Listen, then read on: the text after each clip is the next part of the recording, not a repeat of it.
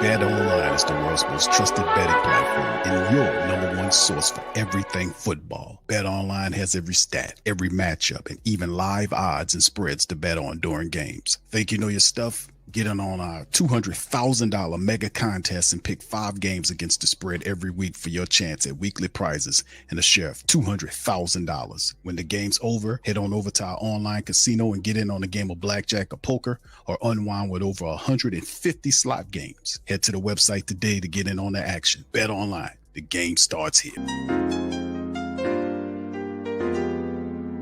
Yeah. Boogie like Benson, I'm a who that. I'm a who that. Long as I'm living, I'm a who that. Lose or winning, I'm a who that. Sports coma, yeah, this is where we do that. Where we do that, where we do that, where we do that, where we do that, where we do that. Boogie like Benson, I'm a who that. I'm a who that. Sports coma, this is where we do that. Where we do that. Welcome, welcome, welcome. Somebody please better help. Running this thing like elf. I thank God every day I'm not a felt. Go to YouTube live with Big Q and the guys. If you ain't ride or die, the bandwagon get flipped. Been marching in, that was way for the ring. I was yelling out your shame for the championship. Bucking on Tampa, duck down. Falcons, pluck, get shut down. Panthers ain't much touchdown. The vision really belong to us now. So much hate on the Saints, you could probably tell. Ever since Bounty Gate hit the NFL, when things seem fishy, then you probably smell the crooked referees on Roger Goodell. Yeah, probably like this, and I'm a who that. Every day I'm living, I'm a who that. Lose or winning, I'm a who that. It's the sports coma, this is where we do that. Where we do that, where we do that, where we do that, where we do that, where we do that. Boogie like this, and I'm a who that.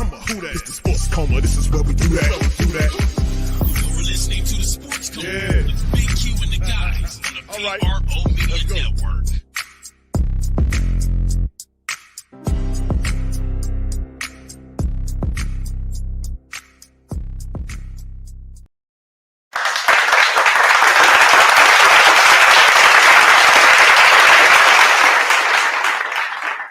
All right, shout out to the mighty Who Dat Nation, man. We in this thing, Sports Coma, representing the great Saint Think Tank. Welcome, welcome, welcome. You're now rocking with the Sports Coma with Big Q and the guys, where we have intense, entertaining, educating, and enlightening sport talk from your favorite sports fam. Shout out to the fam. Appreciate y'all for being in this Thursday episode of the Coma. We up in this thing, man. Listen, appreciate each and every last one of y'all for being in the stream. And listen, fam, we're going to go over some news, notes, and items, jumps right to some of these interviews with Dennis Allen. Of course, we're going to put them on the speed, my little speed session. I kind of speed them up to get through it. But fam, man, listen, let's get right into it, man. This is the big thing that's happening in terms of the Saints squad right now. We facing some injuries. For about a month worth of games into the season, we're facing the defending Super Bowl champions. They're dealing with some issues as well, not as many as the Saints. Week 5 Monday night action, fam. So we'll be opportunity to see some guys play. We'll see Tampa and Atlanta play tonight. I would, if somebody asked me who I got tonight, man, I would probably say Tampa Bay. Regardless of whoever it is, I want them to beat the Falcons. Lo might be like, what in the world, Bo? I'm just telling it like it is, brother. All right, so anyway, let's get right into this. 15 listed on Thursday's injury report. This is the first injury report of the week, obviously, because of the fact that the Saints play Monday night. They released the first of the week injury reports here. 15 Saints listed on the Thursday injury report for team week 5 against the Kansas City Chiefs. And Willie Gay, hand, DMP. We expect Willie to be out in this game. Taysom Hill is dealing with an injury. More on this later. Cesar Ruiz dealing with a knee. He was DMP'd. All these guys were DMP'd. Shane Lemieux dealing with an ankle, DMP. Peyton Turner, knee, DMP. Blake Grupe, our kicker, right hip, DMP'd. And then, of course, we'll monitor this as we get further along in the week. Tali Fuaga dealing with that back issue again. He was limited. Elvin dealing with a hip and ribs. Like I said, word on the street and various reports are saying Elvin Kamara is dealing with broken ribs. A.T. Perry has a hamstring issue. It was a hand, and it was this, and he was limited, though. Juwan Johnson also dealing with a form. He was limited. Brian Bresee has an ankle. Kendre Miller was listed in practice, coming back from that hammy. So is Demario Davis is limited as well, which is good news that we seeing Demario back because we need Demario for this matchup. Chris Olave dealing with a hamstring was fully practiced, which means he's on the plus side of this thing. Let's see that continues, as well as Cedric Wilson Jr., who was dealing with an ankle issue. He fully practiced, which it seems like those guys are coming up out of that thing. So some stuff to be looking for. Of course, we know Willie Gay more than likely won't play. Taysom Hill, it appears to me that he's not going to play in this game. We'll see Cesar Ruiz. How bad is that knee? Shane Lemieux, who started for center for the Saints last week, has an ankle issue. So the Saints could be cautionary here. Blake Grupe, our starting kicker here, our only kicker on the active roster right here. Of course, we have the other guy on the practice squad. He's dealing with some issues there. So we'll monitor all of these as the week moves forward. It's also Thursday. So, we have Friday, and we'll monitor this. Kansas City, Mike Dana, their defensive end was limited. So was Kareem Hunt with a shoulder. He was limited. Mecole Hardman, the wide receiver, had a knee issue. He was limited. Nick Bolton and Derek Nanandi were fully practiced for their squad. So not many injuries the Kansas City Chiefs are dealing with right now. Saints taking their lumps and bruises early on, aren't they, family? Early on, they're taking their lumps and bruises. And, of course, speaking of bruises, here it is. And the Saints, of course, this is from Bleacher Report. Saints Taysom Hill diagnosed with fractured ribs. Now, this was word on the streets. Before that, we talked about the fact that he was also dealing with a double injury, as well as Elvin Kamara is dealing with broken ribs. Now it's Taysom Hill, which was very disconcerting for me, because what I was doing, I was looking at the fact that when we seen this happen last week, we knew they both were dealing with issues and injuries, but yet the OC foolishly over relied on these guys without getting everybody else involved. So hopefully that game plan changes. All right, Saints Taysom diagnosed with fractured ribs after suffering injury versus the Falcons. Saints tight end Taysom Hill suffered fractured ribs during the Sunday's loss to the Falcons. Allen previously said Hill's rib injury was the opposite side of the chest injury, reportedly identified as a bruised lung that sidelined Hill for week 3. Saints head coach did not specify the extent or number of the fractures. When asked Hill could land on the injury report, Allen answered, "I don't know that." Now, listen, this is coming from the same guy, Dennis Allen, that played Derek Carr last year with several broken ribs. He said 3, then changed it to 2 later on in the year. He said he was dealing with 3 broken ribs that became 2 broken ribs. This is Derek Carr's words. Also, he was saying he was dealing with a tore shoulder muscle. So he had a tore shoulder and 2 or 3 broken ribs that he was dealing with, in which he described in an interview after the season last year as getting shots. And he did these gestures where he was getting shots here, I was getting shots here, I was getting shots here, shit. So they were showing like he's 4 different shots in the area just for him to throw the football. So with that type of thought process, I would say, hey, if you have a guy like Dennis Allen who did that to his starting quarterback, why would I not think he'll do that to his running back or his fullback or his tight end? Because the guy can do it all, right?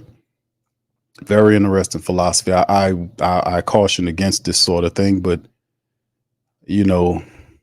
this is why Dennis Allen's who he is. Hill left the weekend's loss to the Falcons in the second quarter. He had made 6 carries for 24 yards, had 2 touchdowns prior to the injury.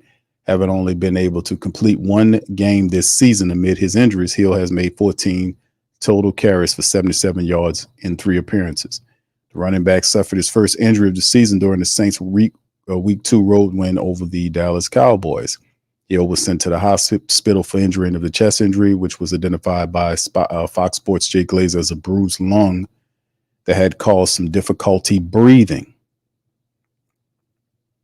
and sidelined him for the team's week 3 loss to the Eagles. When Hill did not return after Sunday's second half against the Falcons, the Saints rely heavily on Elvin Kamara. When Taysom's away, Clint Kubiak can't call a play. He heavily relied. He did the same damn thing he did the first time around. You can't do that, bro. Wide receiver Chris Olave has also played with the Falcons despite being limited the week prior with a hamstring injury, only to lead the Saints receivers to 87 receiving yards on 8 catches. A lot of those catches were, you've seen several of those where it was Derek Carr just didn't have to read anything. He just snapped the ball, turned, and fired down the sideline like an extended run. Potential loss of Hill for Week 5 contest against KC could put even more pressure on the Saints injured and recovering players to lead the team's offense. Allen noted that after the loss to the Falcons, the Saints would need to have some other guys that can step up and make some plays other than just Elvin going forward. That could potentially set up rookie tight end Dallin Hawker to make his NFL debut on the road this Monday as the Saints look to avoid a 2-3 start. So it's very interesting, just to be honest with your family, on just what we've seen dealing with this whole situation, man. Saints banged up, and they gotta make a go of it, man. They really do, man. This is where the difficulty relies on for the Saints to turn that corner. So, like we said, Dallin Hawker was a guy last week that was a healthy scratch. He could help. Those guys could help. We got to get these other guys involved, man. We got to get Cedric Wilson. The Saints picked up Cedric Wilson. He's supposed to be the veteran receiver, the older veteran receiver to lead the Saints off. Well, not lead the Saints offense, but to steady the young rum, so to speak. Has not made much of a contribution. No third wide receiver have. Whether it was him, A.T. Perry can't seem to stay healthy, but means it's a non-factor in the offense. And Mason Tipton does get out there, but he is far and few in between as well. Even though he's out there, there's not really anything going on to get him involved. So some kind of way Clint Kubiak is going to have to wake up out of this situation that he has where he just wants to focus on with the big name players. Can't do that, bro, with these guys dealing with these injuries. They beat the hell up. I would have to say no on Taysom playing in this game against the Kansas City Chiefs. The season is long, and we don't need to have Taysom in the game. Use somebody else. If you got to do it, go find somebody else. If you got to bring somebody on the team, make the moves necessary, make the adjustments. This is the part of the year or the game where Dennis Allen fails.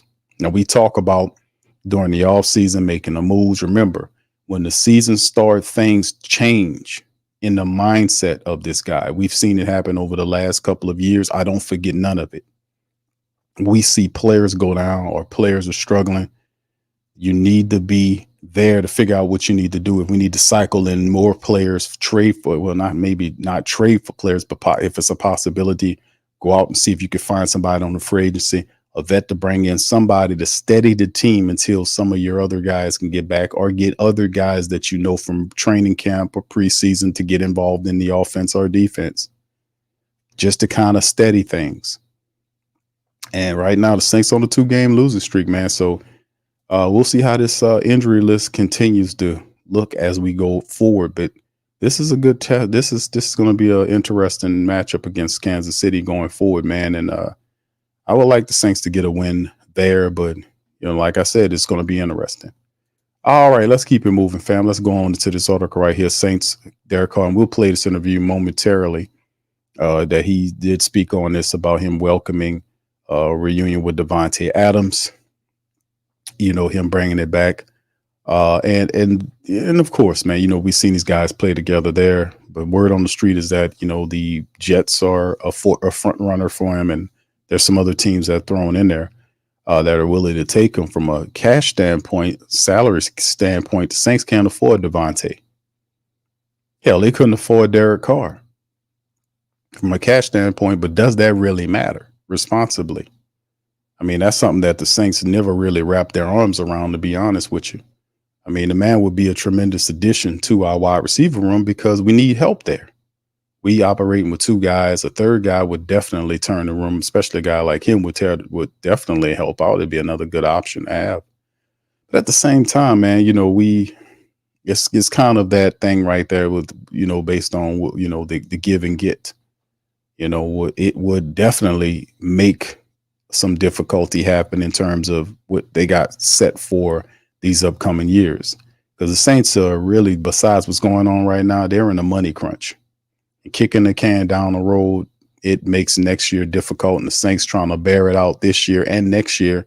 And then in the third year, you'll see a lot of the cap. You'll get cap relief because a lot of the big contracts will be gone. The Demario Davis, the Cam Jordans, the Tyrann Matthews, the Taysom Hills. the Foster Monroes and all these contracts that the Saints currently have, these contracts would be off the books. Now they'll have some money left from some of these phantom deals, but they'll have some major relief that we hadn't seen the right way. So is that what we're looking for? Are we trying to compete for something heavy? That's the debacle. That is the conundrum that the Saints brain trusts, if you want to call them that, have to decide on what they're going to do. Because if the guy's out there, and there is a competitive market for his services, and we'll see what they can do. Derek Carr spoke on it. But Adams played with Rodgers from 2014 to 2020 after being selected by Green Bay. He was reunited with Carr as college quarterback at Fresno after being traded to the Raiders before the 22 season. He played only one season together in the NFL, with Carr getting released in 23, but Carr said he considers Adams one of his best friends. Carr said that their families still vacation together, and their long NFL season together was a lot of fun. I did have 1,500 yards. I think I threw like 12 touchdowns. We didn't win as many games as we thought, but it wasn't all bad. We had fun doing it. That's for sure. I think it was like the second best year of my career. The narrative that it didn't work out is correct because we didn't win as many games. But when it comes to getting him the ball and him scoring a lot of touchdowns, I think went pretty good. Carr said he and Adams talk often, and have talked this week, but I have not discussed any trade rumors, business stuff. We don't even talk about it. The stuff is beyond our control. Sometimes I'm so focused here, says Carr. So we'll listen to some of that as well from Derek Carr talking about his quarterback. Guy could help. Don't get me wrong. If you see a lineup with Adams and Olave and Rashid Shaheed in the slot, that's very intriguing, and a healthy Taysom, Elvin. That is a difficult offense to stop. I would dare say that is a Super Bowl style offense if Carr is play action Carr. If he's play action Carr and not Carr get rattled and just throw in the traffic Carr, then we are going to struggle. So we need to kind of get that together. So that's why I'm saying it's an interesting thing. A lot of people say they just go and get him because it's all about the Super Bowl. Boy, his contract is massive. This year, not so much, but the balloon payment of next year where it spikes, it goes from it doubles. And the guy is 33 in December. He'll be 34 next December. So when it balloons to like 35 million from 13 and a half or 13.7 or whatever it is this year, prorated, it balloons to 35.6 or 0.5, something like that next year. And then it goes up an additional $1 million. So it's an escalating agreement on the aging player.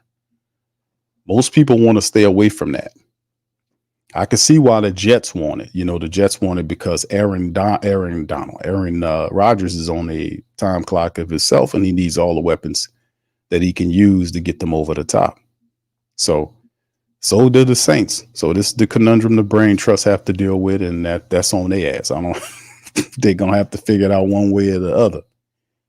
All right, so big ups to the fam, man. Appreciate y'all for being in the building. Y'all, please feel free to hit the like button. Much love. Clint, good to see you. Black Major, Brother Julius. Kenneth, what's up, Kenneth? Good to see you, fam. Much love. Jane Doe, big ups to you. Snakebite, good to see you. L-Dub, be great, Josh. High Rise, much love. Brother English.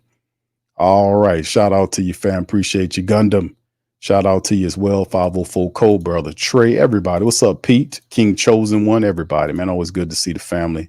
Pelicans, Noel, I see you, man. Big ups to you, Jamaica. What's popping, Jamaica? Thank you, Michael. Appreciate you. What's good? Q upset alert. Now, well, we good right now, man. We'll see what's going on here. Thank you.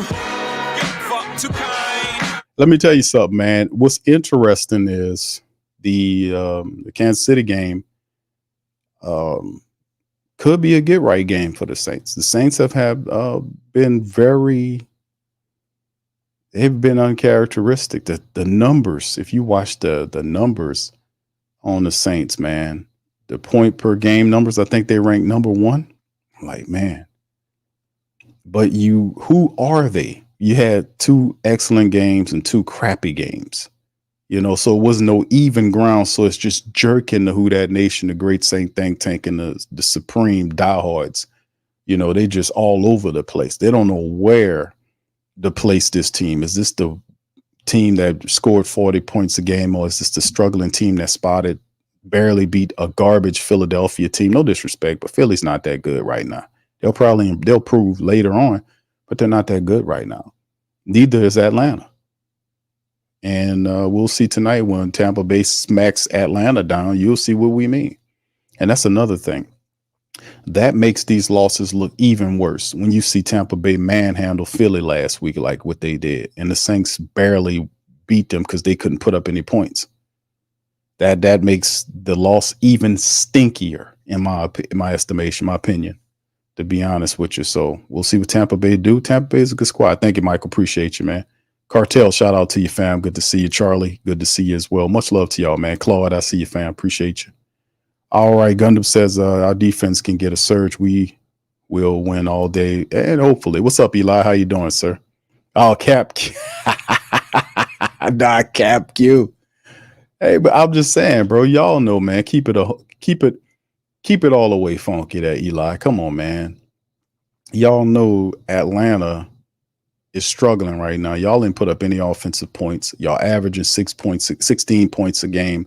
Y'all are very concerned by that. And listen, the reason why y'all are struggling like that is because y'all play calling stinks, man. That whoever your offensive coordinator is, and I forgot the guy's name, he stinks, bro.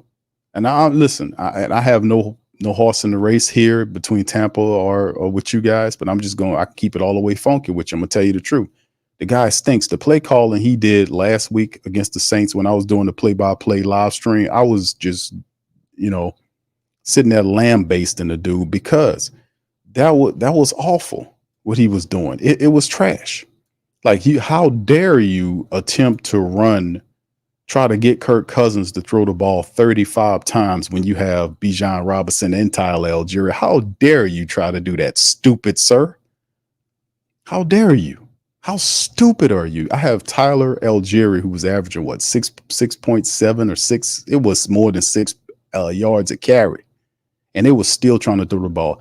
Let me tell you something. Y'all almost lost that game on that last drive because that dumbass offensive coordinator had Kirk Cousins throwing into coverage. I swear, if Jordan Mims was an inch taller, he would have intercepted that ball because he got his hands on it right on the tip of his finger. It's right on the tip of his fingers. He almost had an interception. Then y'all really could have lambasted that guy. That was stupid play calling. The Philadelphia Eagles did the same thing. Dumb. When you have two guys like Tyler, that's like a Mike Tyson two-punch combination. You got Robinson and Tyler Algieri. You run with those guys and work with those guys, and Cousins should be the guy that operate secondary. He has it in reverse. That's why they're struggling like that.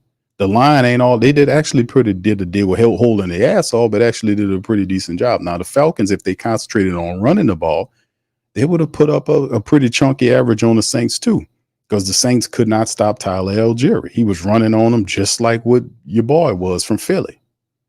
So, which is a concern. Saints have concerns. Running defense in the middle is soft up the middle. The last couple of games, man, we've been getting hit with we've been getting gashed on that soft middle. We got to fix that.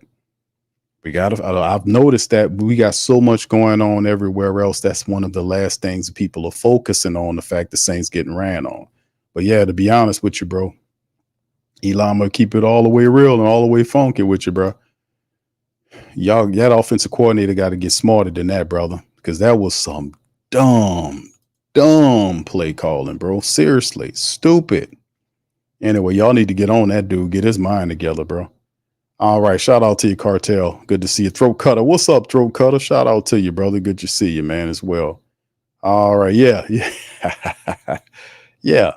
All right, yeah. Crusher said, I thought Saunders, it didn't look good, bro. Even though they didn't do what Philly did, that's because they elected not to. They only ran the ball 15 or 16 times in the game. They threw it 35 times, I won't say, which didn't make any sense to me. But I guess because the Saints secondary really, our defense wasn't getting pressure on the statue known as Kurt Nobody's Cousins.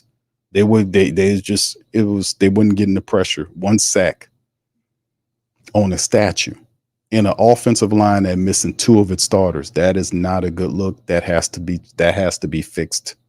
We got to fix that. Anyway, speaking of fixing something, let's hear from Dennis Allen. I ain't gonna play all of this stuff. I'm gonna hear a little from him and Derek Carr. Like I said, I'm on the time clock for tonight, fam. I ain't gonna keep y'all. But let's hear from old Derek Carr. Let me cue it up and get more ready to introduce Dennis Allen. Here we go. Now go on. You take care of the cake. You possum puss. Get that punch out there. You'll get one from me. Had Go a little bit of on. extra time to kind of get ready. We went outside to practice today. The weather was nice. That was good to kind of get out on the grass a little bit.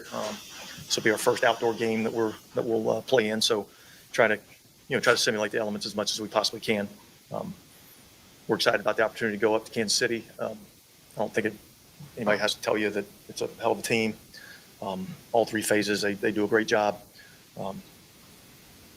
There's Hall of Fame coach, Hall of Fame quarterback, defensive coordinator who's probably one of the best in our league. So they got good coaching. They got really good players. They execute at a high level. The stadium is a tough environment to play in. So it's a huge challenge for us. How do you prepare for a team when they have like a lot of injuries and maybe guys are being roles that they maybe wouldn't normally have a lot of tape on them, maybe doing some of the things that felt likely to do? Yeah, look, I think you have to prepare for the scheme.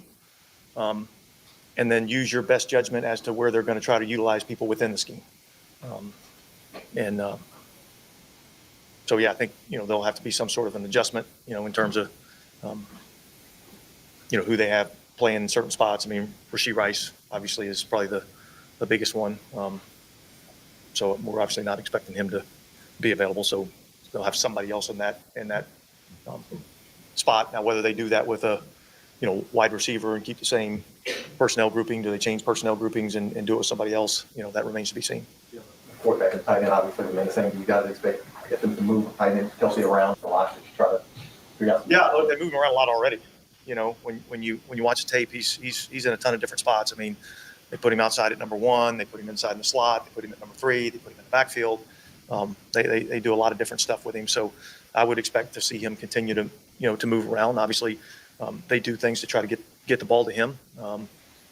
And yet they've got a lot of other talented players that they get the ball to. So it's with this team, it's never really been, a one-man show. They spread the ball around pretty good. And they've got a lot of talented players to get the ball to. What do you think of Steve Spagnuolo, what he does defensively? I think he makes it really challenging. I think they do a really good job. I think they play hard. They play fundamentally sound. They kind of get up in your face out on the edges and press you up and make you have to beat press coverage. He's got a pretty significant, blitz package. And so he challenges you, in a lot of different ways. Gives some unique looks that could be difficult for the offense, offensive line, quarterback, those kinds of things. So I think he's done it at a high level in our league and had masterful plans in Super Bowls to win games. So, he's a problem, as well as the players that he has executing that plan. They do a really good job. I think Nick Bolton's an outstanding middle linebacker, smart, instinctive, very rarely out of position, tough. Look, I mean, I can go on and on about a lot of their guys. They've got obviously a really good team. What will the ramp-up process be for Kendrick Miller? Well, he practiced today. And so we'll just see how he goes, throughout the course of the week, and I think we're just going to evaluate where he's at kind of on a day-to-day basis. What would his return add? I don't know yet. I mean, I would be hopeful that it would add another playmaker to our team, another guy that can be explosive for us. And I'm hopeful that that's what that is. But I think we need to see him practice, see him perform. I thought he had a good practice today. I thought he did some good things. So it was good to have him back out there. Are you able to say whether Taysom Hill broke any ribs? Yeah, he's got fractures, but exactly, what all they are. What you talked about the pass rush not being at this point, I think You got fractures, more than one. Like I said, usually that's the time when you kind of shut them down, so to speak, with Taysom. And like I said, it's a long season. We're just in week 5. There's a lot of football left to be played. And I guess you can look at it too. It's like, okay, damn, we got injuries early on so that, hopefully some of these guys, if we take it easy, with some of our injuries, then we can have these guys back later in the year. But between that, here and then, some kind of way we got to figure a way to win some games. And then the thing about it is the biggest thing to be concerned about, ladies and gentlemen, boys and girls, we have to be able to be mindful of the fact that the Saints are currently on a 2-game losing streak going into Kansas City, which it can turn into a 3-game losing streak. So, and then coming home for a Tampa Bay team, depending on what they do tonight, we'll be monitoring that as well. Tampa Bay is pretty good too.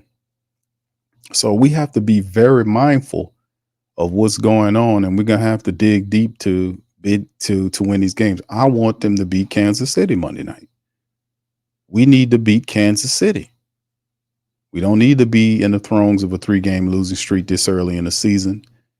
And some kind of way we're going to have to do it without putting any extra pressure on Alvin Kamara, who also is dealing with broken ribs.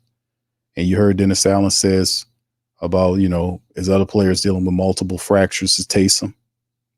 We have to be very careful of how we do this. Now we know about Kendre Miller's back at practice. Dennis Allen made him basically the whooping man of the training camp by always talking about him being hurt and all this kind of stuff, to the point where people was believing, man, they about to trade him or cut him. I'm like, man, they ain't trading or cutting that guy.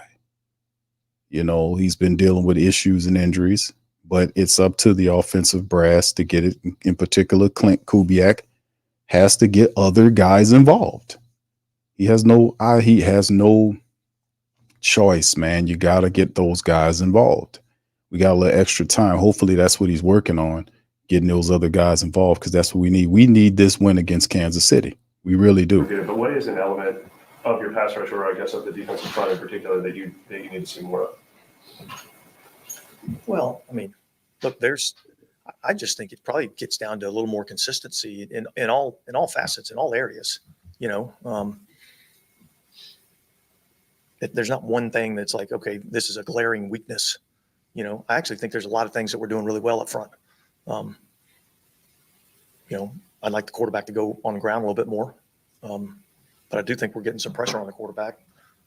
It's not perfect, but I think we are affecting the quarterback. And I just look at effect on the quarterback. I look at quarterback completion percentage. I look at quarterback rating, interceptions, like all those things tie together. And so I think overall, I think that's been pretty good. I think we got to eliminate some of the explosive plays. I think that's probably the biggest thing, that from a defensive perspective, if you said, what's the one thing, not trying to single out an off defensive line, linebacker, secondary, whatever the case may be, coaching, whatever, let's eliminate the explosive plays, whether it's a catch and run explosive play, whether it's a run explosive play, or whether it's a deep ball down the field. Let's eliminate, those explosive plays. I think that's something that we need to improve on. And so we're going to, and we'll be tested this week on that. Do y'all guys agree with Dennis Allen on this? Let me know in the chat. Do y'all agree with Dennis Allen? Not just the obvious point about him speaking about eliminating big plays. One in particular, I could say a negative play that the Saints allowed was the Paulson to Debo pass interference that set up the long field goal by Young Ho Koo. Now, I can say that's you eliminate that play, the Saints win the game. Like, because Debo ran down there, he didn't even look back. What was that? And I know he probably, but if it was a regular kicker, he probably would have missed. But you don't do that. That guy can, if you get on that side of the field, that guy's going to hit the field goal. He hit 4 field goals for the Falcons. So what do you guys think about the pressures? What Dennis Allen was talking about, the pressures and affecting the quarterback and the interception, stuff like that. Do you guys agree with that aspect of his commentary? Do you guys agree with that? What's up, Debbie?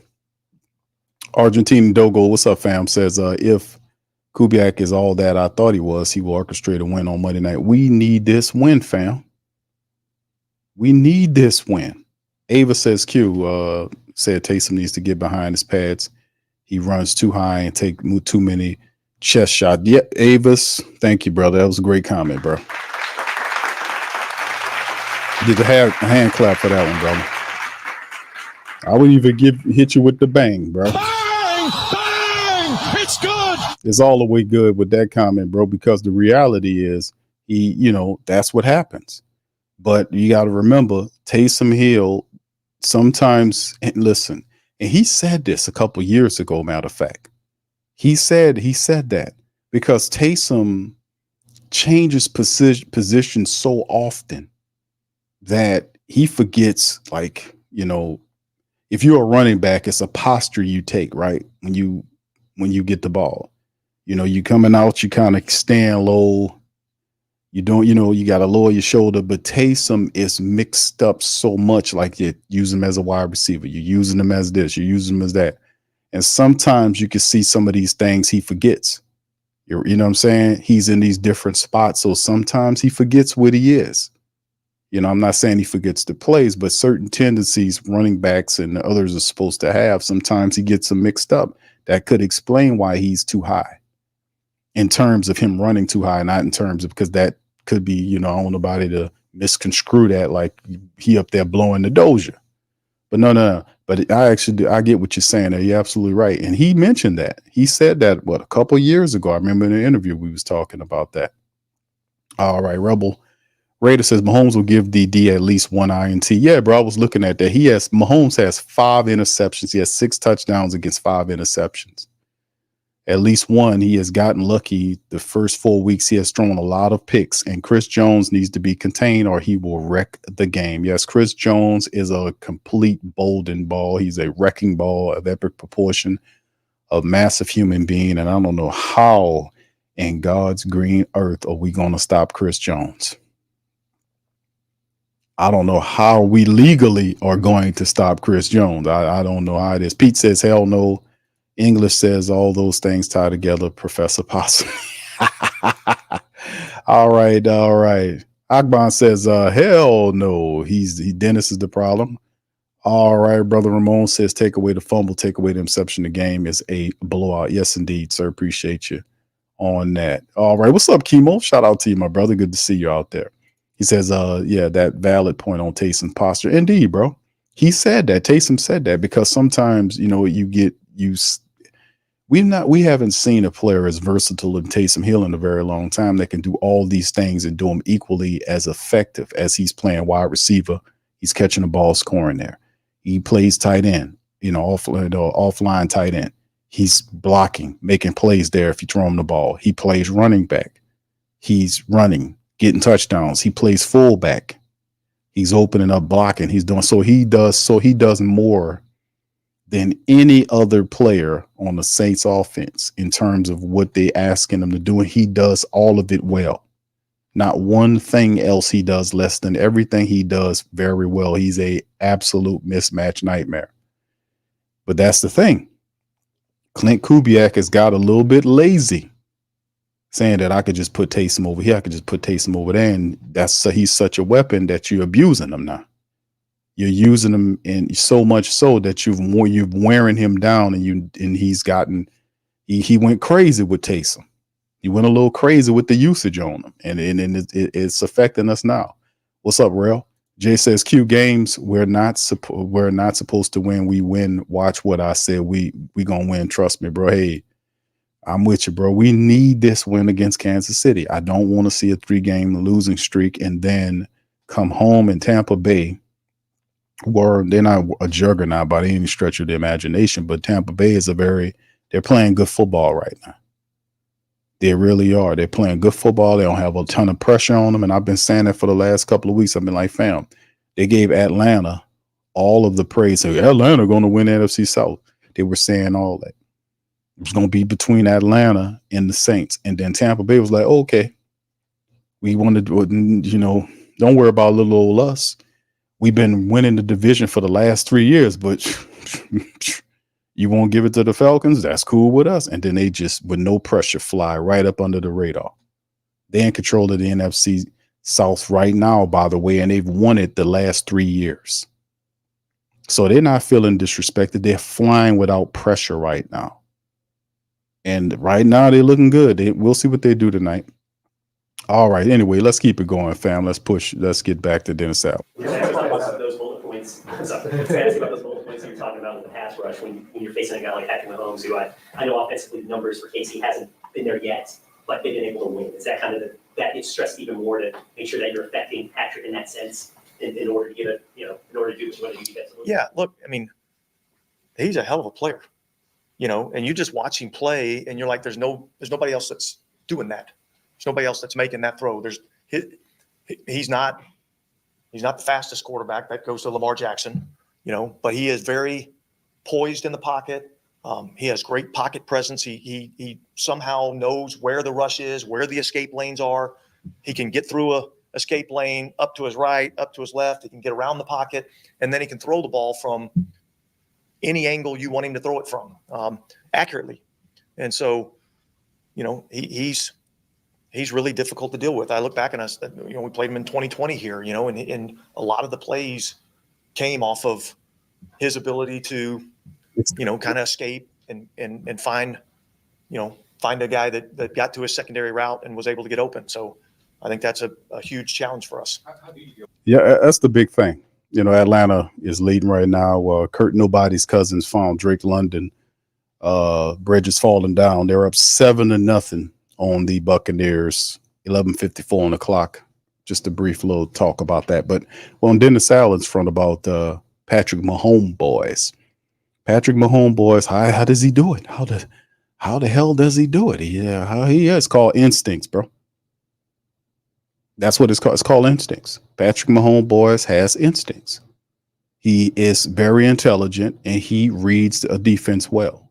He pays attention to what's going on. Now, he's not perfect, but he can sense things. He audibles out of things. He knows how to move around. Pat Mahomes boys is not the fastest dude in the world, but he knows how to extend a play.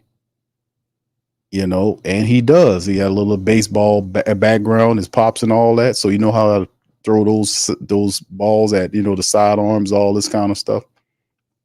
But yeah, he got a ton of interceptions, like 5 touchdowns versus 6 picks. But you look past that because that's Mahomes boys. The team still, regardless or not, they're undefeated. Now, some funny business when they played the Falcons last week, where, there was some funny business on there. So expect funny business as well. We're not going to be exempted from the funny business. That's another thing to think about. When the Falcons should have beat Kansas City and they fell out. But the thing is, don't think for a second that there won't be funny business involved with us as we go to their building. We need this win. You really do. Let's go back to Dennis Allen for 4 minutes, and then we'll switch over to Derek Carr. With kind of those second effort plays, is it just got to cover for We got to cover them twice. We got to cover the first route, and then we got to be able to cover the second route. And then when we have an opportunity to get the quarterback on the ground, we need to be able to get the quarterback on the ground. It's much harder to throw the ball from laying on the ground than it is when he's able to kind of stay on his feet. So we have to finish on the quarterback when we have those opportunities. And so that'll be a big point of emphasis. And it's easier said than done with this quarterback too. When you're dealing with anything serious? No. I mean, it's nothing serious. He didn't practice today. I know you were here in 2017 and much has been made of what almost happened. Were you at that workout that Sean went to with Mahomes? Do you remember being in the war room that night? I know you got Lattimore, he was your top guy, but Mahomes and maybe kind of perspective on what went down, how it happened, just from your recollection. Well, yeah, I was there when we went out and worked him out. And so I was just kind of a fly on the wall and watching, and it was evident that he had a tremendous arm, athletic, could throw the ball from multiple different angles. It was a pretty impressive workout. Now, I didn't sit in the meetings with him and talk football with him. That was Sean and those guys that did that. But my understanding is it was pretty good. And then, look, we were sitting in the draft room, and Drew was in the back of the draft room, which was just kind of a coincidence. And we're sitting there, and we're like, we're going to take this guy if he's there at our pick. And so I think everybody was kind of excited and a little nervous at the same time, but Kansas City obviously felt the same way that we did and moved ahead of us and took him. And we're extremely pleased with the player that we got. He's been a really good player for us. The whole story that Sean Payton says is Dennis Allen's version of it about Pat Mahomes boys, and I often wonder why that they just didn't. And I've heard it all before with all these quarterbacks that we had an opportunity to get and to only turn around and don't get them.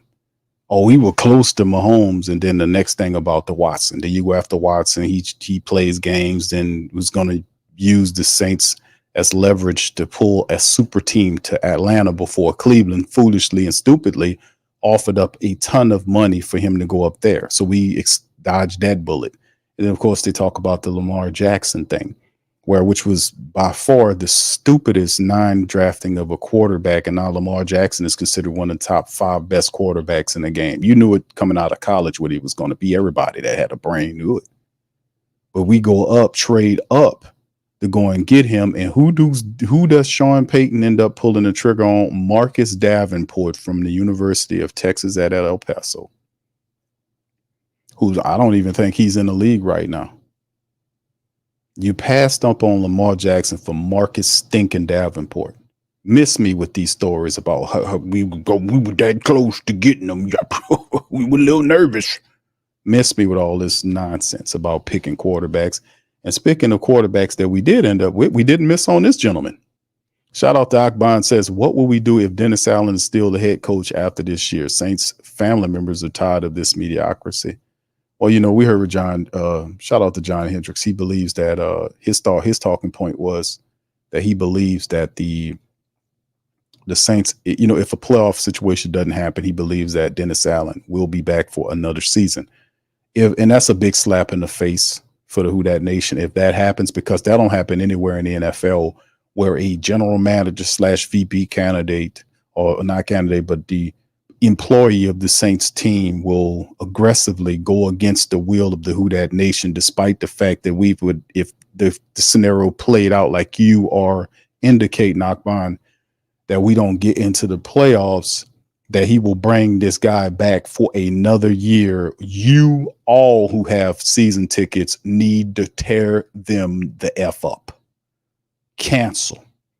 Just for an exercise of power to the New Orleans Saints, to let them know you're not running a damn thing. We are. The jersey sales, all of that, cut it off deadline if they do that. Just for an overall own code exercise of power as a unit, we all ride together. Now, you'll have some other people that will still do it, but that won't matter anyway, because you will be in the majority anyway. Just for an exercise of power to let them know you're not running nothing, we running it. That's how that's supposed to go. This is the time that we operate, because we let these people, they tearing up the world right now when we sit up here and let them do it.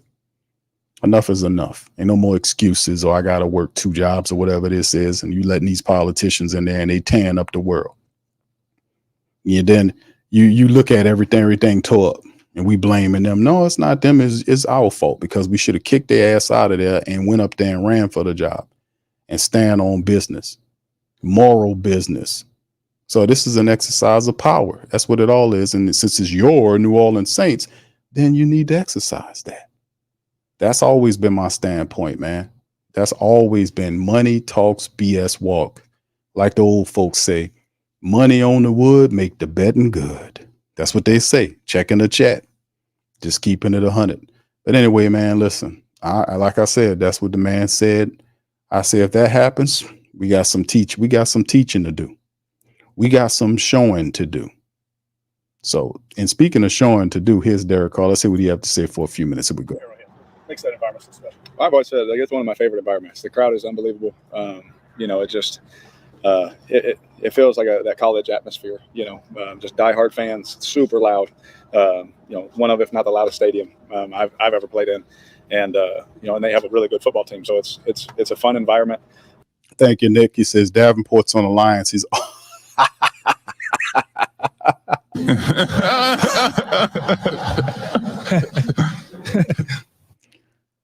My goodness. Isn't that a joke and a half? This guy is away from here and he with the Lions and he's still hurt. I don't get it, man. I don't get it. These people do it to themselves. They do it to themselves. Talking about we were looking for a quarterback. We had a quarterback. We had several opportunities at quarterbacks. L-Dub says, Q, I got a feeling that we will still bring D back. That's cool. I want them to do it. Bring them back. Bring them back. That will be a slap in your face if they did that. And that'll show how much disdain and disrespect they have for you, because then it will be nothing but an exercise of power to show that we don't care what you think. We're going to do this the way we want to do it. And that's when you say, okay, enough is enough. We done supported you up to this far. You noticeably being disrespectful. And that's what I'm saying, man. What's going on with us now, man? What have we become as a friend, as a society, man, to just put up with all this trash? You know, where the Warriors at? You know, where the Warriors at? Where the people?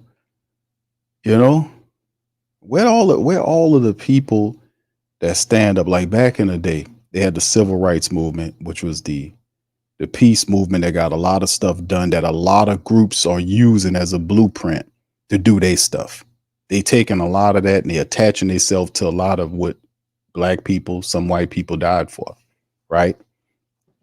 They had the peaceful wing and they had the non-peaceful wing. If you think they was all peaceful, you don't know your history. They had the deacons of defense. You better learn something about your culture. You ain't no moves you gonna make in this country or in this world where they don't involve you shedding blood for what you believe in, man. Come on. Ain't nothing you gonna gain without that principle. Isn't that what one of the great generals Washington said? That every so often that the tree of liberty has to be, what was the words he used? Watered with the blood of the patriots. Wasn't that what he said? Man, come on, man. Ain't nothing that you have on this reality that you ain't gonna have to fight for. That ain't gonna come to that. Because some people, they're not gonna relinquish no power. You got to stand on your own. You got to stand up. And all these people, there's so many people beat the hell down and programmed. They don't even realize what's going on right now. With everything going on in the world, the distractions that we deal with, we know what time it is, fam. We know what time it is. Some people really don't. But where are those? That few. Where are you? Where are you? Where are you in this time? Because you are needed everywhere. You're needed. You're needed to stand up and stop a lot of this stuff. And I was like, where is the respect? You know, if an NFL team that get all of their funding from you disrespect you to the point where they put a loser in front of you and tell you they're going to bring them back another year, and we don't take that as a disrespect and say, man, listen, we about to take you all the way down. I'm just saying, man, you play with us, we got to teach you not to play with us. Ain't this how this work? Because it's all groups anyway, right? Everybody grouped up. It's this mob group over here, this political mob group over here. They flying a flag. They got this stuff that they believe in. This other mafia group got this stuff they believe in, and then they ridicule you because you don't think like they think. That's propaganda. So at some point, the people that know that cannot be that can't be programmed, that can't be, just their brains warped like that. You gotta stand up and take a stand on a lot of this, man. We can't have it. Most of these other people, they already gone, fam. Okay, we know that. I'm not talking to you. I'm talking to the people that have some brains and some courage and some sense. We don't need people that's just bought into everything and don't want to stand up for nothing. They just won't ride on the coattail of the people that do. I can't stand that. Anyway, let's go back to Derek. Speaking of riding on the coattails, let's go back to Derek Carr, see what he has to say. Let's hear it, Mr. Carr. To play in, very tough to execute and win in. But again, one of my favorite places to play. they'll say all kinds of crazy stuff about your family and you and all that, and it's all a part of it. Especially to me, since I played there so many times. There's one guy that always says a lot of stuff to me. But we've had fun over the years. But for sure, one of the toughest places to play. I mean, going against a player like Patrick Mahomes, I mean, for you as another quarterback, I mean, is that a special challenge as well? I mean, I know you're not playing him, but yeah, it's definitely tougher for the defense. But as a fellow, quarterback, like, you want to compete against the best, and it's always a challenge going against Pat because they can score like that, and he's a champion. He's one of the best quarterbacks to play our game, and so it's always been fun over the years competing against him and going against him. We've had some fun duels, at their place, at our back when I was with the Raiders, back and forth. We've had some tough moments, going against him. So. It's always a challenge, but there's so much respect I have, and Pat knows that, how I feel about him. He's one of the best, and he's always fun to watch. There's a lot of headlining there's a lot of headlining with Patrick Mahomes and offense, but it seems like these first 4 games, this defense has been playing at another level. Have you been seeing the same thing? Well, I think that when you have such a great quarterback and head coach, and the offense scores points, everyone talks about it, but for years, I'm not going against them. I've been going against Spags, and his defense and Chris and, that secondary and the linebackers and the rushers. I mean, they just, year after year, they create chaos. They create problems for the quarterback. The pressures, you have to have a pressure plan. You got to be ready for all the stuff Spags has in his system. I go back and I remember looking at stuff every year I've ever played him, and just all the stuff that I know that he could potentially or possibly do. And, so there's so much there. And he's, again, talk about an amazing person. I love him as a person. He knows that, but not this week. He's definitely, for a quarterback, a challenge to go against because he knows how to put his guys in good positions with their vision on the quarterback and things like that. So it's always a tough challenge, but it's always fun to go out and compete against the best. They're the champs, and, what opportunity for our team to go, see what we got. Derek, how difficult is it to be efficient offensively in that atmosphere? I guess you guys have been in a couple of tough atmospheres so far this season, but how much more difficult is it to be efficient in that atmosphere? Yeah, it's always tough because the noise, plays a factor, and so, you're going with that and you're going against the Super Bowl champions, so it's a huge challenge. So is it going to be easy? Absolutely not, but we're excited for that challenge. Just like we have been all year. Every week's a new challenge, and this week is a great challenge. For us to go into that atmosphere against that great of a team and compete against them. What have you seen from the offense these last couple of games? Like combined 36, but is it kind of missed opportunities here and there, and those kind of things? We talked about the Philly game, but like the last game, I thought we ran the ball efficiently and threw it better. But there was I don't remember the exact drive number, but somewhere in the middle, there was some drives in there where, we had the punt and we, gave them the ball. And so it's like, you want to clean everything up, and we're learning as we're going through this season, with different opportunities on different plays of, that makes sense now. So you try and not make that mistake again the next time. And so I felt like we played better last week than we did the week prior, and hopefully we can just keep getting better. Last couple of games you've had some. Yeah. How would you identify it in the ball? Yeah, he's one of the best defensive players in our game. Have a lot of respect for Chris and all the times that I've gotten to play against him, and I think the world of him. He's a great player. He's fun to compete against, and he creates challenges all across the offensive line. How important is it to just kind of make sure you're identifying where he is? Yeah, it's a challenge. Spags knows that. He knows where to make it hard on the system or make it hard on your team or personnel or whatever. And when you have a player like that, just like you think of how they move Micah Parsons around. We talked about that. He plays everywhere. And how can you create challenges? This game's all about creating challenges for the other side. How do we create a mismatch? How do we create an advantage for us? And when you have a guy like Chris, you can move him on the front and do different things for not just in the pass game but in the run game. And the things he's able to do and create problems for an offense, it's a big challenge. last couple of weeks, y'all have found some success in sort of late drives to take a lead late, things like that. What are some of the things, maybe the intangibles that aren't talked about as much, that go into a successful late game play? Oh man, I've been asked that question a lot through my career, and like the times that the teams I've been on that were really good at it, was a lot of poise in the huddle. No matter the situation, hey, it's 4th and 10 at the 50-yard line. We have to execute. No one's freaking out like big eyes. All that in the huddle. It's just, hey, let's see this. I'm gonna come to you, make the play. And the other thing that always sticks out in those moments is players stick out to me. Chris, 2 weeks in a row has told me, hit me on the leg, said, I'm here.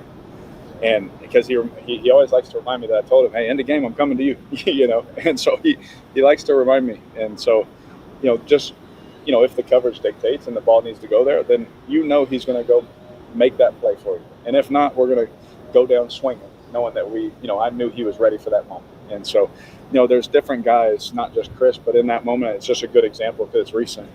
Throughout my years of guys just saying, hey, I got you right here. All right.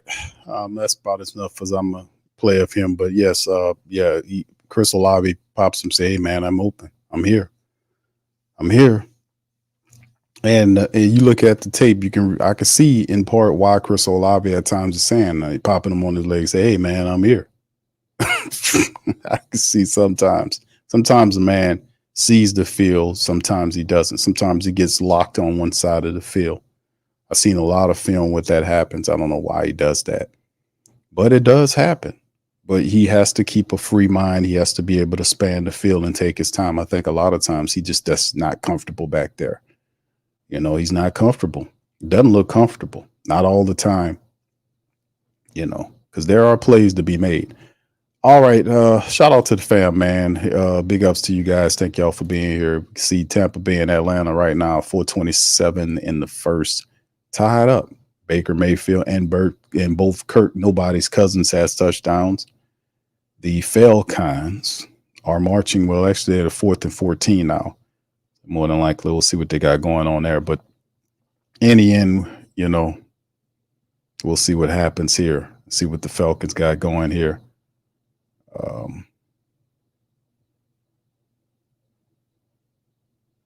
Young Hoku missed the field goal. Why he couldn't miss one last week? Damn. He missed a 46-yarder, man. Why he couldn't miss one last week? He was 4 for 4 last week. He couldn't miss one last week. All right, let me get ready to leave on that note, man. L-Dub says, Q, I got a feeling, too, that Mickey will be back. All right, thank you, bro. Appreciate you as well. He also says, Q, you think if Tom Benson was still here, would we be tolerating all of them? Absolutely not, man. Absolutely not. It'll be a different set of circumstances here because Tom Benson knew football, man. He knew winning football. And it would be a different standard here if Tom Benson was here, man. I promise you that. Wouldn't be over-relying on Mickey Loomis, who's past his prime, and a president of football operations, and Dennis Lauscher, who doesn't know football on the field. He gives everything to Mickey. At least the saving grace that Lauscher can do is separate Loomis from the general manager job by allowing him to stay the VP, because he has 2 jobs. Allow him separating. The greatest thing he can do for us is separate Loomis from the general manager job. Take it away from him and give it to a younger man that's qualified.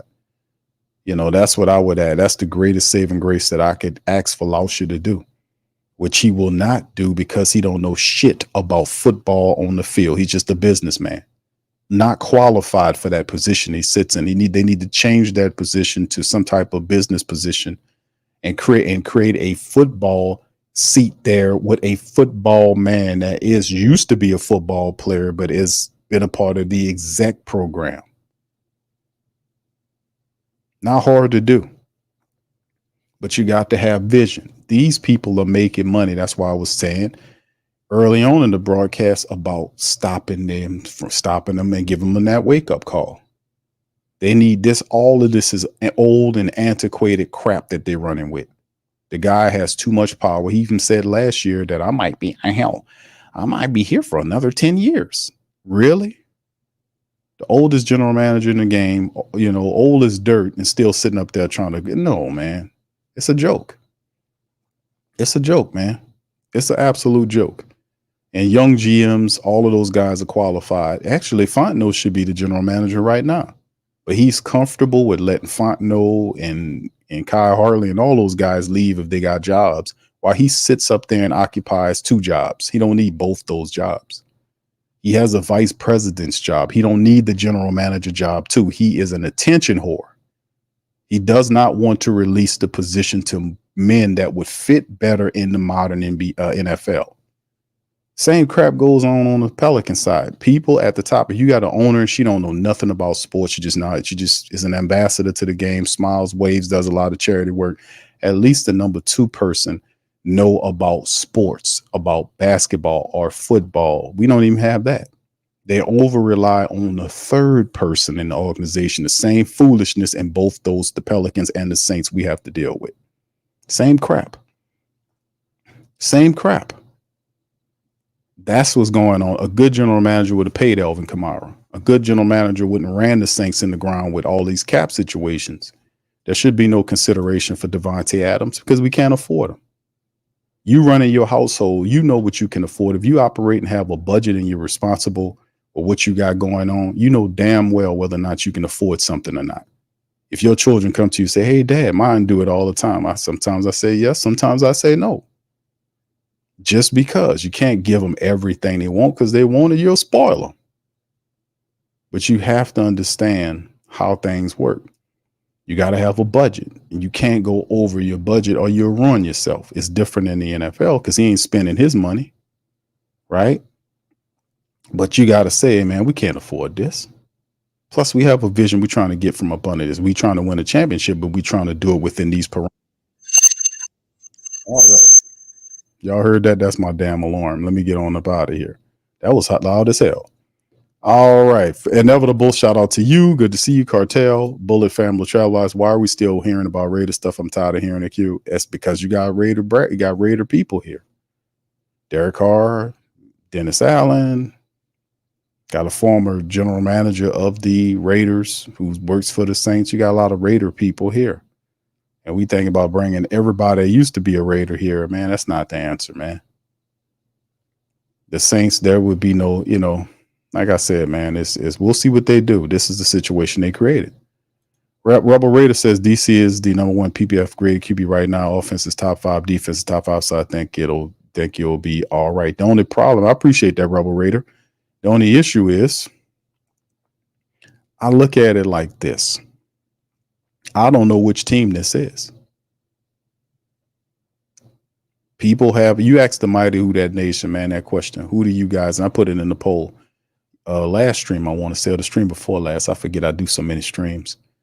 But I asked the family members, which Saints team is it? Is it the week 1, week 2 Saints or the week 3 and week 4 Saints? They believe it's the latter. Which team is it? That's the issue. Now, the statistics are skewed. You can't trust them stats. And PFF and all this kind of stuff, fam, you can't trust the stats because we don't know who this team is. We don't know which one of those teams. Right now, they have a terrible case of what you call it?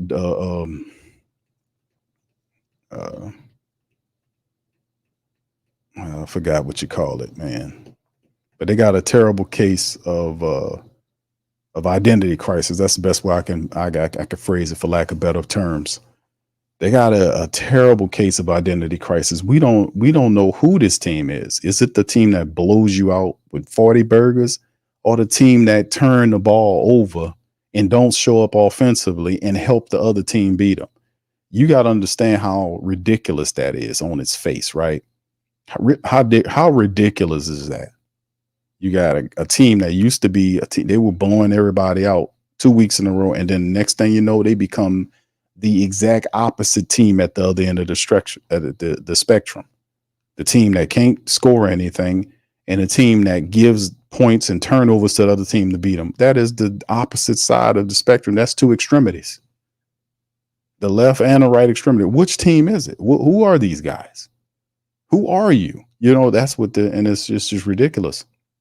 I don't know who they are. I don't know which team is it. Is the Florida team? Is this? The offensive coordinator's game plan don't look the same. He can only make the game look like that if he has access to all his players. And when he don't have the same players, he over rely on injury players. He don't want to play anybody else and get them involved. That's not smart. So you got this really milquetoast offense, which he talked about releasing more and more wrinkles. He hadn't done any new wrinkles that I've noticed that was hitting on it. Whatever he did, if he did something, it was so ineffective that we hardly noticed it. What I did see was a ton of extended run plays where he just gets Carr to rip the ball down to either to the left or the right side of the field. I don't know, man. I don't know what it is. Ogban says these players are professionals, but they have to be coached good and motivated. The team is a reflection of the head coach. Absolutely, bro. Saints have the talent, but not the right coach, just said. Ed Trauma says the entire offensive staff really this naive to believe Derek Carr is the guy, or they're being pressured to play him.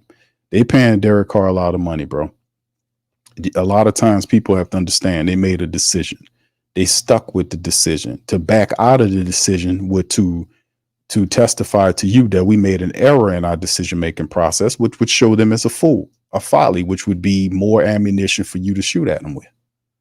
You see? So by the decision, where it stinks or not, they're going to have to ride. They have to ride with the decision that is Carr. Now, you can get Carr to win. You can. A lot of people, this is Derek, you can get Carr to win, but you have to put him in position with a running attack. And I constantly say that over and over and over again about Derek Carr, play action Carr, play action Carr, play action Carr, play action Carr. That's all I've been saying. Because I know I study tape. I know when you put him in the play action, he'll tear you up. But you have to have a running attack to give to him. He got to have a running attack to take the pressure off of him, because he cannot win games by himself right now because he doesn't know enough of the offensive playbook, and it shows.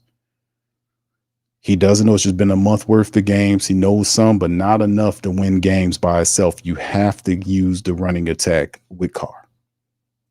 I've been saying that. Even, he has to have a running attack.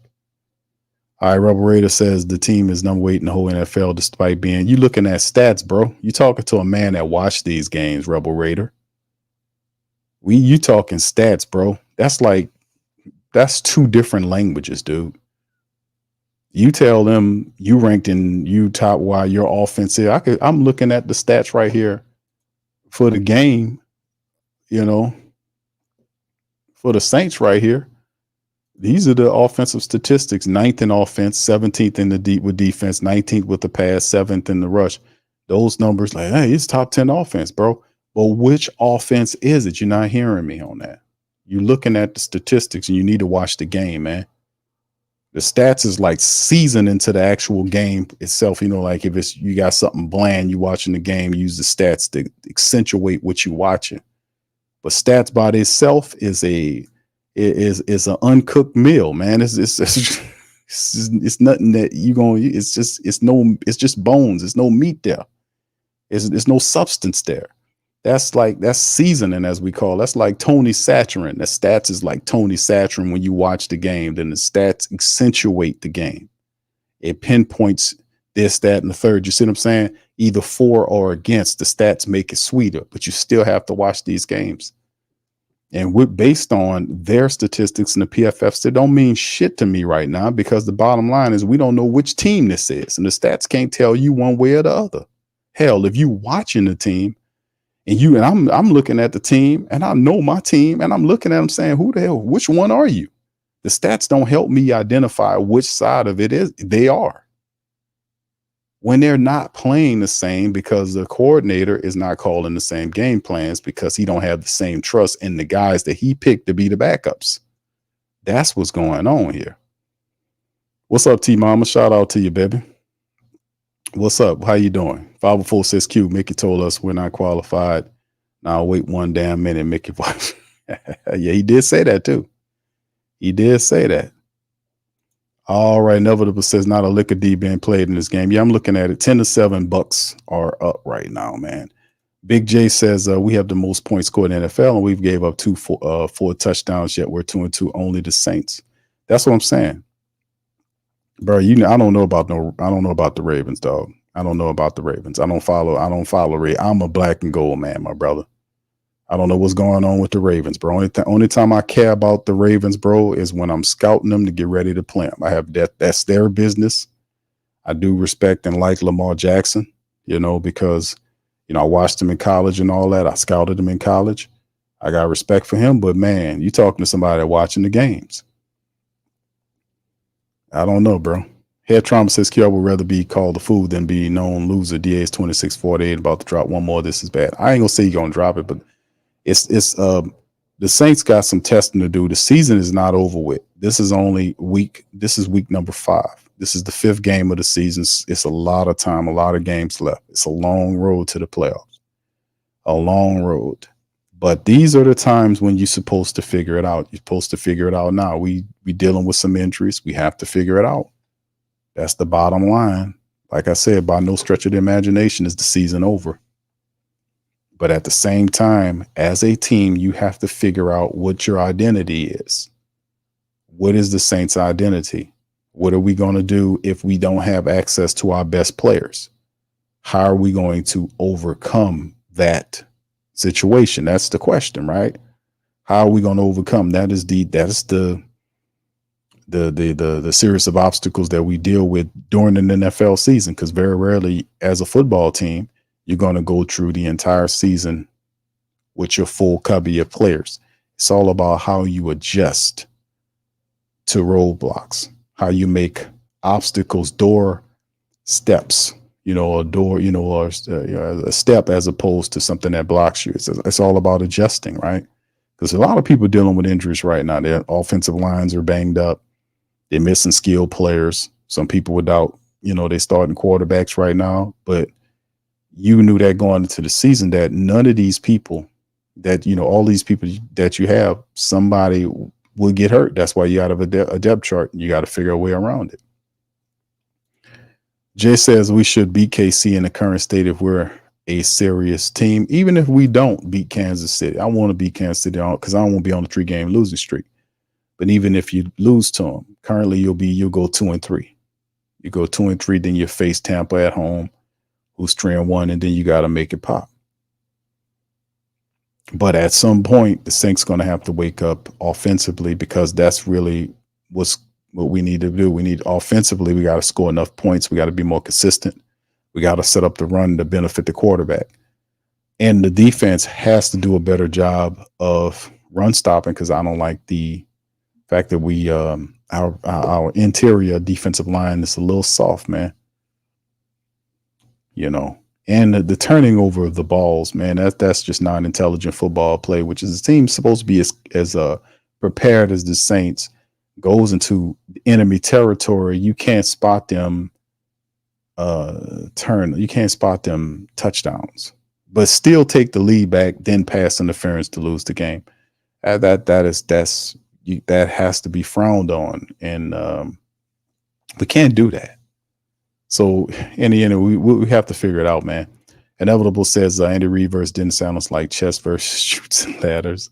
Don't be surprised. Like I said, this season's not over with. Kansas City could definitely disregard the Saints. They can think that the Saints are garbage or whatever else the case may be, and the Saints go up there and beat them. You never know how this is going to end. That's why I say it's too long of a season to be talking like, oh, we're not going to make the playoffs. No. I'm totally against that. It is a long season. We still got a lot of time. We got a long ass season, fam. Hold on here. Let me put my schedule up here so y'all can see what I'm talking about. Let me put the schedule on screen here. There's too many games left to be talking that. Too many games. Hold on here. Too many games, fam, to be talking that stuff. Hell, 2-2.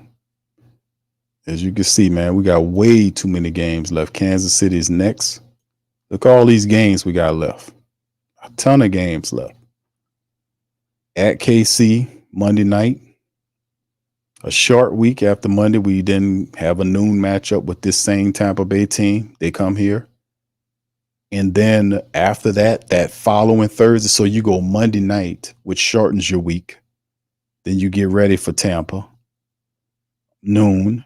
Then you come back for another primetime matchup Thursday night against Sean Payton's Broncos on a short week. So it's a lot of games between October the 7th to October the 17th. So that, what is that? 10 days, 3 games in 10 days. How do you, that is a mini gauntlet there. Now that's, KC, Tampa Bay's playing well, and Denver picked up a little steam with Sean Payton, team playing a little something else, and then when we get through with that, then we kind of have the Chargers and we kind of go into our little stuff, 4-game run before we go to the bye. So it's a lot of time. Like I said, man, it's a lot of time between now for us to be talking all that. Hey, man, we ain't going to make it, Q. No, we ain't going there. Not going there. I know for a fact it's too much football left. Anything can happen here.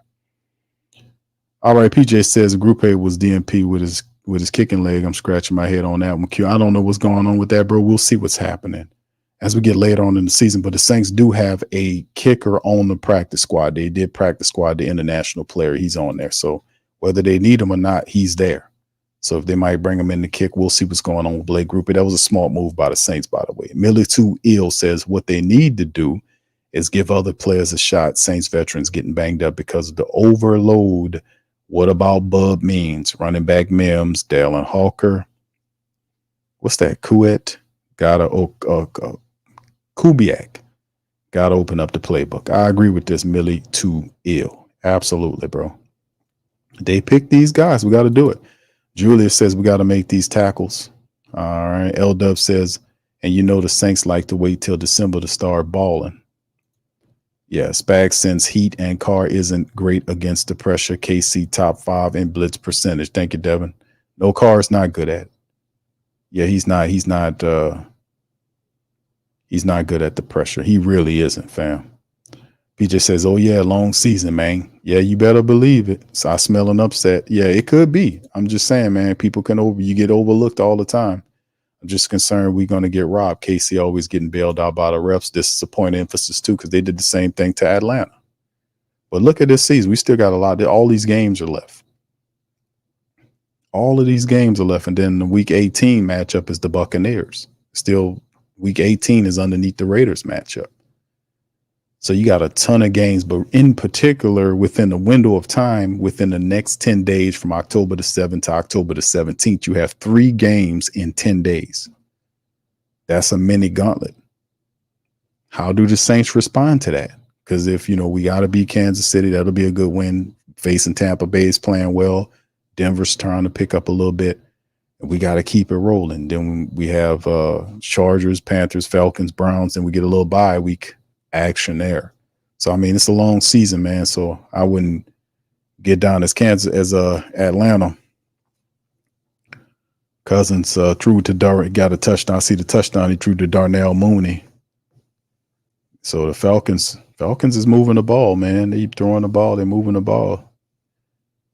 They're moving the ball with Kirk Cousins, 12 of 15.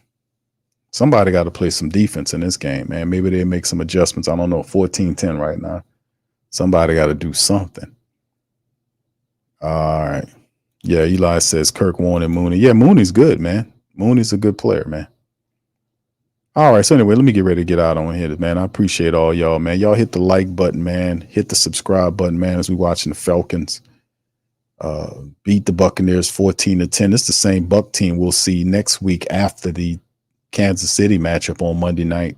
So we, watching this team, we pay attention to the Tampa Bay Buccaneers, fam, because it's kind of like our little scout week of watching the Buccaneers. This is who we gonna have after KC. We'll have this Buccaneer team and Baker Mayfield. You can see Baker Mayfield don't look bad out there, does he? They're not using much of a running attack. It's looked like it's just all Baker. They're not balanced at all, but still in all, man. We'll see how it all falls. It could be interesting, man. Atlanta does have the tiebreaker on the Saints. If they beat Tampa Bay, Atlanta goes to the head of the line, don't they? Yeah, I want to say Tampa Bay goes to the head of the line if they beat Tampa Bay tonight. They go to 3-2. Yeah, they'll go to the top of the division if they beat Tampa Bay. So they're trying to take the division early, man. Anyway, what's up, KB? Shout out to KB. All right, what's up, Bronze? Shout out to Bronze Cartel. I see you, fam. Appreciate you. Inevitable. Big ups. Anyway, fam, I'm gonna get out on that. Listen, please feel free to hit the like button, hit the subscribe button, check the description section for merch. Our Show Me gear is available. The link is in the description section for the Show Me merch. For the family members, y'all can check that out. I think there's a deal going on right now. You get 20% off on it. I know we had it when we first released it. I think it's still going on in the merch shop. Also, feel free to give our sponsors some love. Mint Mobile, shout out to Mint Mobile. They sponsor the broadcasted platform. Teej Henley is also for the male, for the man grooming products and all that kind of stuff. Strongly endorsed by Reverend Saint Teej Henley. And Bet Online, man. You know, you trying to make a few extra bucks, man, and in this crazy economy. That's why I said Mint Mobile. If you want to try to cut some money off your phone, man, check out Mint Mobile, man. And this crazy back ass economy that we dealing with, all this weirdness, trying to save you some money, man, so you can buy some organic seeds so you can start and plant your little garden. Please start planting a garden, okay? Get your green thumb on. You got smartphones. We all need to work them smartphones to get smarter. We got to learn how to grow. You know, I know a little something about growing. I'm trying to get not just a green thumb, but five green fingers, 10 of them, matter of fact. But yeah, please, family, in this age, don't let them people control all your food. Start growing your food, man. Just learn how to grow your food again, man. That's a big power mechanism we need to take back, but we need to save some money. Check out Mint Mobile and also Teej Henley, 20% off on those products as well. And listen, man, I'm going to holler at y'all on the next one, man. Much love to the fam. Tomorrow's Friday. I think we might do a call-in stream, fam. We'll see. If not Friday, it'll be Saturday. We'll open up the phone lines, let the family members chime in. But I'm going to holler at y'all on the next one. Much love. And who that take? Yeah.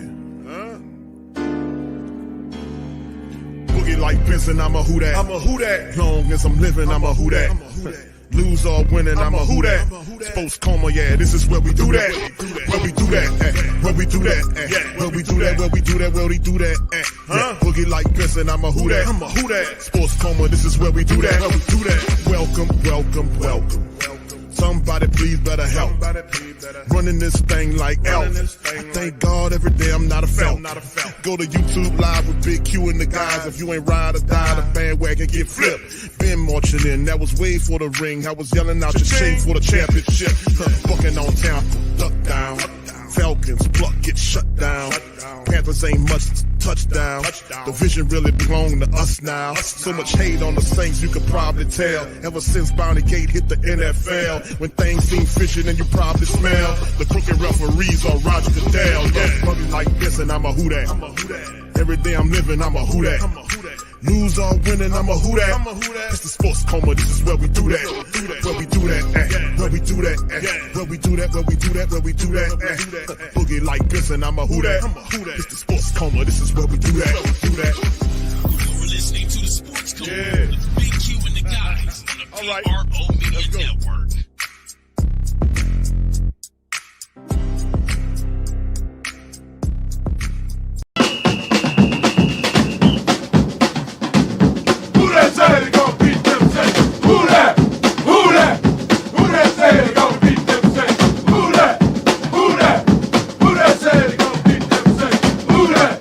Bet Online is the world's most trusted betting platform and your number one source for everything football. Bet Online has every stat, every matchup, and even live odds and spreads to bet on during games. Think you know your stuff? Get in on our $200,000 mega contest and pick 5 games against the spread every week for your chance at weekly prizes and a share of $200,000. When the game's over, head on over to our online casino and get in on a game of blackjack or poker or unwind with over 150 slot games. Head to the website today to get in on the action. Bet Online. The game starts here.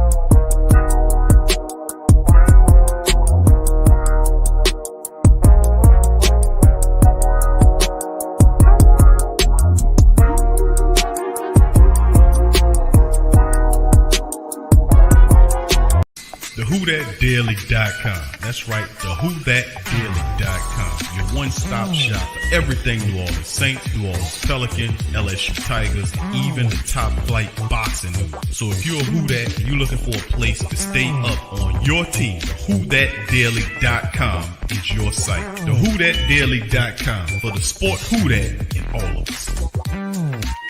That's right, the Pro Shop is the platform store where you can go and buy all the latest merch to support the platform. Available at the Pro Shops, we have dozens of hundreds of products available for you and your family. Unisex tees for men and women, hoodies and sweatshirts, tank tops, kids and baby items, long sleeve tees, mugs, pillows, wall art, bath bedding, face masks, phone cases, stickers, bags, fanny packs, socks, hats, and many other items. Please feel free to check out the Pro Shops. The link is in the description section below. And remember, it helps the platform continue to